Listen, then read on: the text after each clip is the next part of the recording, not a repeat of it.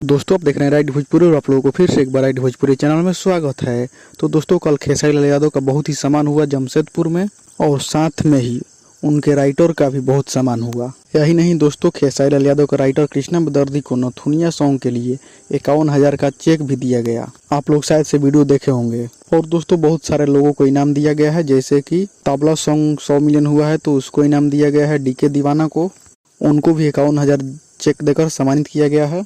और भी बहुत सारे लोगों को जैसे कि शिल्पी राज, नर्मता माला और भी बहुत सारे लोगों को इनाम दिया गया है। जो लोग प्रेजेंट नहीं थे उन लोगों को भी सम्मान किया गया है। और दोस्तों सबसे बड़ी बात यह है कि राइटर को, एक्टर को, एक्ट्रेस को सम्मानित करने का काम सारेगामा हम भोजपुरी ने बहुत ही बेहतरीन कदम उठाया है।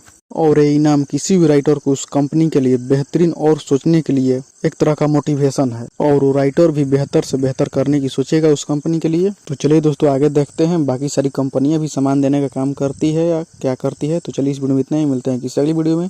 बाकी के दोस्तों अभी तक हमारे चैनल को सब्सक्राइब नहीं किया तो प्लीज चैनल को सब्सक्राइब कीजिएगा और इस वीडियो को लाइक कीजिएगा, शेयर कीजिएगा। मैं मिलता हूँ किसी अगली वीडियो में।